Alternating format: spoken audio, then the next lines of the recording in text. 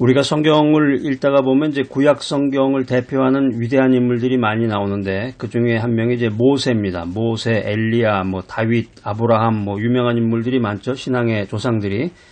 이 이스라엘 민족의 출애굽을 이끈 사람, 모세, 이 모세의 그 위대한 점은, 모세의 위대한 점이 뭘까요? 여러 가지가 있겠지만 철저한 하나님의 사람이었다라고 하는 것입니다. 여러분들이 그 출애굽기를 읽다가 보면은 그 출애굽기에 나오는 그 이스라엘 민족들의 그 모습을 모세가 이끌어가는 그 이스라엘 민족들의 그 모습들을 보면은 말하는 거나 태도나 행동이나 환경을 지배하는 것이나 이런 모든 것을 보면 야, 이게 참 인생과 똑같구나. 우리가 인생 살아가는데 하나님을 가까이 하고 믿음 생활하는데 그 모습과 어쩜 이렇게 똑같을까 하는 것들이 이 출애굽기에 많이 나옵니다. 그래서 우리가 이 이스라엘 민족의 출애굽을 이끈 이 모세의 위대한 점이 있다 그러면은 모세는 철저히 하나님의 사람이었다라고 하는 것입니다. 이 모세를 그렇게 위대한 리더, 위대한 지도자로 만든 사람은 누군가요?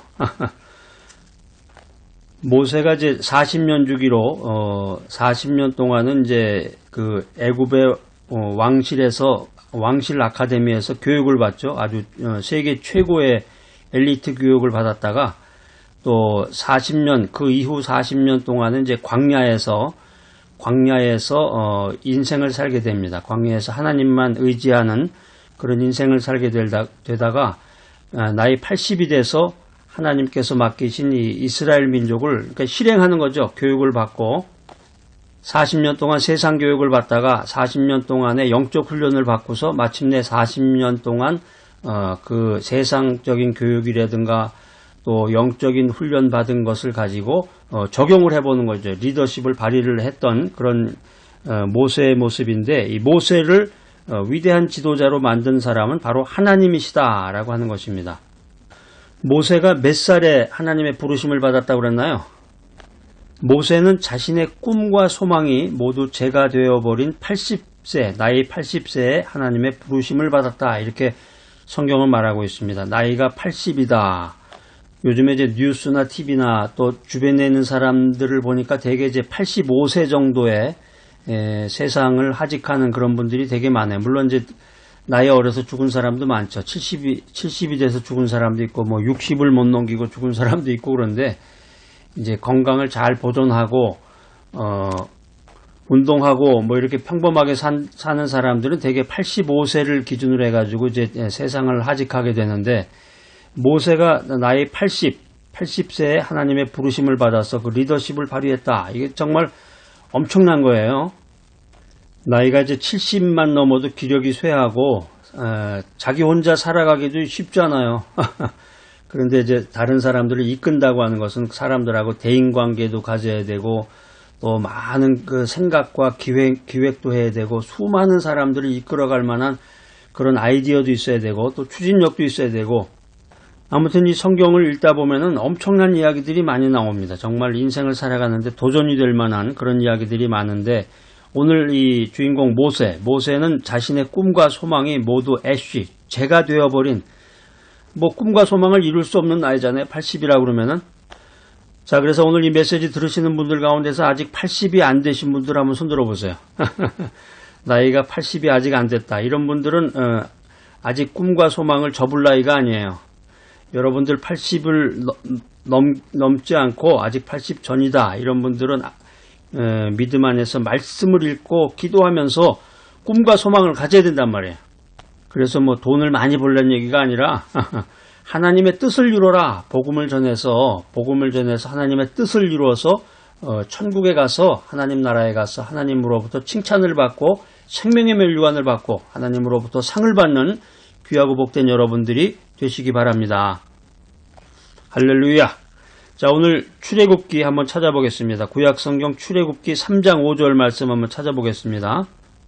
굉장히 이게 이제 중요한 말씀인데 여러분들 외울 말씀은 아니고 이제 사실적인 내용이니까 출애굽기 3장 5절입니다. 자, 시작. 하나님이 가라사대 이리로 가까이 오지 말아라. 내가 선 곳은 거룩한 땅이니 내 발에서 신을 벗으라. 이게 이제 올드 버전에는 이제 이리로 가까이 하지 말라 이렇게 표현이 되어 있는데, 이제 뉴 버전 새로운 번역에는 이제 이리로 가까이 오지 말아라. 네가 선 곳은 거룩한 땅이니 내 발에서 신을 벗으라. 이런 하나님의 음성이 들렸다고 성경이 말하고 있습니다.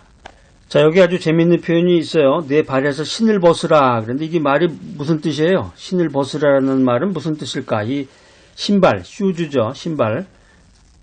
그러니까 우리가 이제 영화 같은 거 보면은 이제 고대 사회에서는 이제 신발도 뭐 아무나 신고 다니는 게 아니라, 지금은 뭐 신발 안 신고 다니는 사람이 이상하잖아요.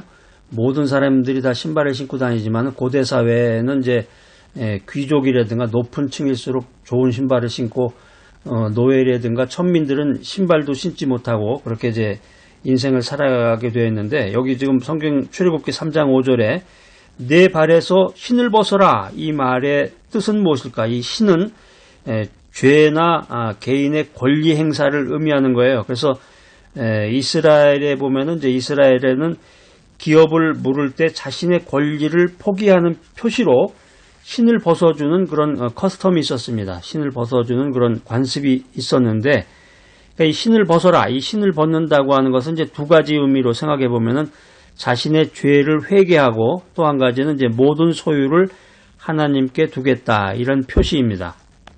하나님의 부르심을 받기 이전에 모세는 이 지위와 부귀와 명성의 신발을 신고 있었던 애굽의 왕자였습니다. 이 애굽의 왕자로서 자기 힘으로, 애굽의 왕자니까 뭐 얼마나 대단하겠어요. 그때 당시에 세계 최고의 국가가 이제 애굽이었는데, 이집트, 지금의 이집트죠. 세계 최강국의 왕자로서 내 힘으로 무언가를 할 수 있다. 그래서 성경에 보면 이제 자신의 동포를 때리던 애굽 사람을 죽였는데, 그래서 그 일로 인해서 모세가 바로에게 쫓기고 동족으로부터도 배척을 받아서 도망자 신세가 됐죠. 그래서 미디안 광야로 가서 미디안 광야에서 40년을 보내면서 인생의 허무와 무의미를 깨닫게 됩니다. 미디안 광야에서 40년을 보내면서 인생의 허무와 무의미를 깨달았을 때 하나님께서 모세를 부르십니다. 하나님께서는 이스라엘 백성들의 고통 소리를 들으시고 그들의 조상과 맺은 언약을 기억하시고 모세를 통해서 이스라엘 자손을 해방시키기로 결정하셨습니다. 자, 그런데 하나님의 계획을, 하나님의 플랜, 하나님의 뜻을 성취하는 방법과 능력은 오직 하나님께만 있는데, 이 모세가 인간적인 신을 신고 있는 이상 하나님의 뜻에 한 발자국도 나갈 수가 없었던 것입니다. 그렇기 때문에 이리로 가까이 오지 말아라. 내가 선 곳은 거룩한 땅이니 내 발에서 신을 벗어라. 이런 하나님의 음성을 모세가 듣게 됩니다. 우리가 믿음 안에서 하나님 앞으로 나가기 위해서는, 하나님의 뜻을 이루기 위해서는 그 발에서 죄악의 신을 벗어야 됩니다. 죄악의 신을 벗어야 됩니다. 여러분, 말씀 안에서 믿음 가운데서 기도하면서 사람과의 약속, 하나님과의 약속을 어긴 것이 있으면 여러분의 발에서 죄악의 신을 벗어버리시기 바랍니다.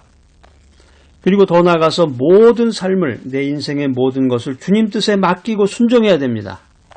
아이쿠, 내가 지금 이 돈 가지고 있는 거, 내 통장에 돈 있는 거, 이거 빠져나가면 나 어떻게 살아? 돈만 의지하고 살지 마시고 모든 삶을 주님 뜻에 맡기고 순종하시기 바랍니다.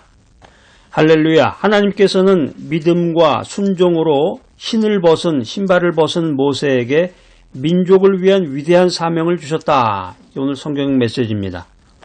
모세는 나이 80에 죄악의 신을 벗고 하나님의 뜻을 이루기 위해서 위대한 사명을 이루었는데, 여러분 아직 나이 80이 되지 않으신 분들은 자격조차 없어요. 모세보다 더 큰 위대한 사명을 받아서 그것을 이루는 귀하고 복된 여러분들이 되시기를 바랍니다. 사명이라는 게 이제 미션인데, 미션. 근데 제가 어떻게 사명을 이루겠습니까? 사명이라 그러면 뭐 민족을 위한 사명, 모세처럼 민족을 위해서 뭐 큰일을 하는 이런 건데, 제가 그런 거를 할 만한 능력이나 자격이 될까요?